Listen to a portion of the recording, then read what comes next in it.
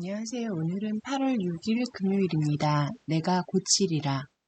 어제 본문이 너와 너희의 구제불능처럼 보이는 죄악을 열거했다면 오늘은 내가 할 것이다. 그 죄악을 고치겠다. 라고 말합니다. 이사야서 57장 14절부터 21절까지의 말씀입니다. 찬송가 287장 예수 앞에 나오면 찬양 함께 부르실게요.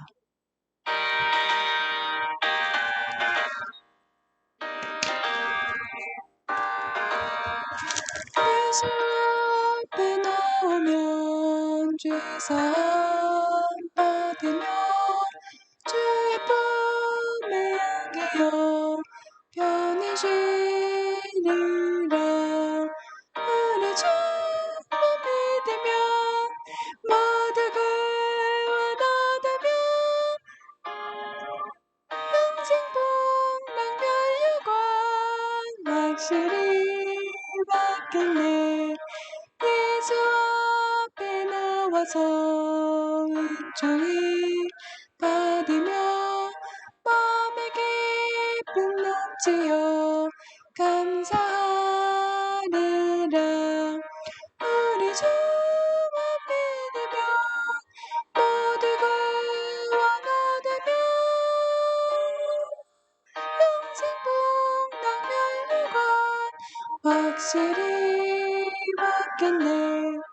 예수 앞에 설 때에 흰 옷을 입으며 밝고 빛난 내 집에 길이 살리라. 우리 주만 믿으면 모두 구원하다며 영생복 낭멸유관 확실히 받겠네. 아멘. 이사야서 57장 14절부터 21절까지의 말씀을 드라마 바이블 어플 통해서 함께 들어보시겠습니다.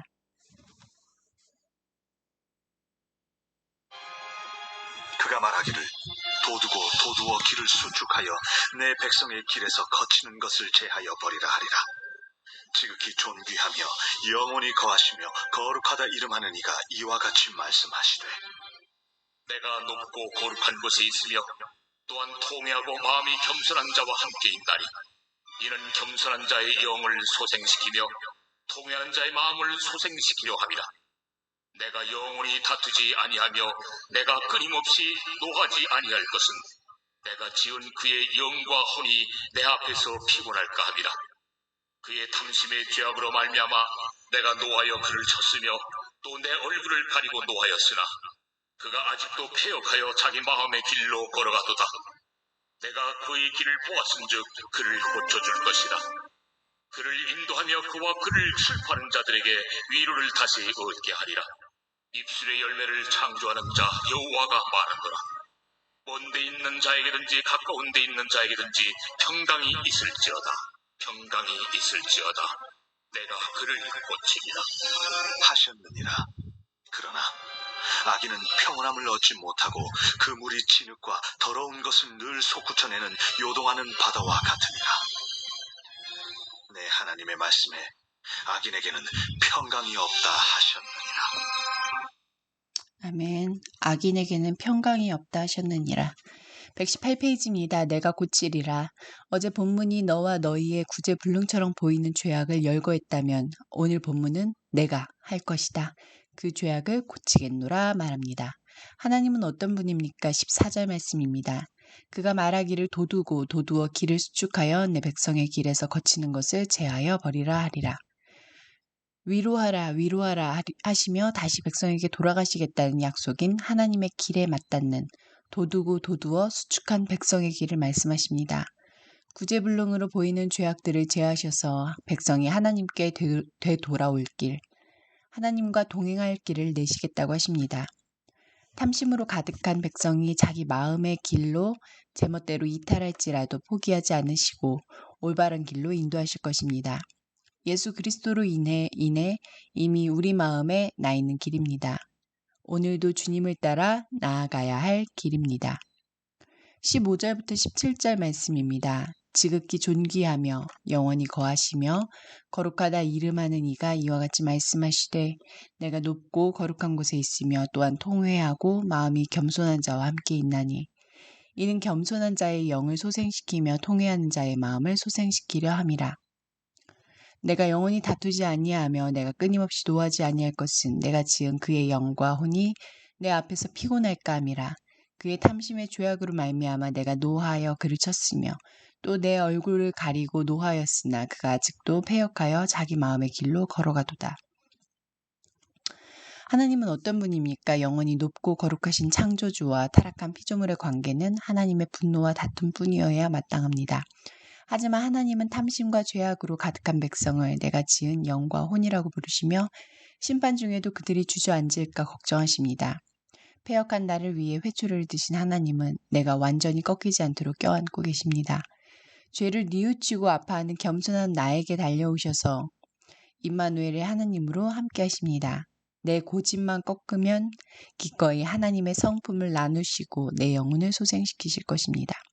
18절 말씀입니다. 내가 그의 길을 보았은즉 그를 고쳐줄 것이라. 그를 인도하며 그와 그를 슬퍼하는 자들에게 위로를 다시 얻게 하리라. 심판과 멸망의 경고 앞에서 겸손히 마음을 찢으며 고치소서라고 부르짖을 줄 모르는 회개의 능력을 상실한 백성을 향해 그러면 내가 고치겠다 말씀하십니다. 자신이 병들었는지조차 모르는 환자를 위해 치료를 주도적으로 결정하고 수술을 전적으로 실행하는 의사이십니다. 돌같은 마음을 제거하고 살갗으로 부드러운 마음을 이식하셔서 자기 죄를 슬퍼하고 공동체의 죄를 아파하는 백성으로 회복시키실 것입니다. 알량한 자기 의와 위선을 버리고 타락한 본성을 정직히 마주하며 통회하는 이들을 위로하실 것입니다. 아멘. 19절부터 21절 말씀입니다. 입술의 열매를 창조하는 자 여호와가 말하노라. 먼 데 있는 자에게든지 가까운 데 있는 자에게든지 평강이 있을지어다. 평강이 있을지어다. 내가 그를 고치리라 하셨느니라.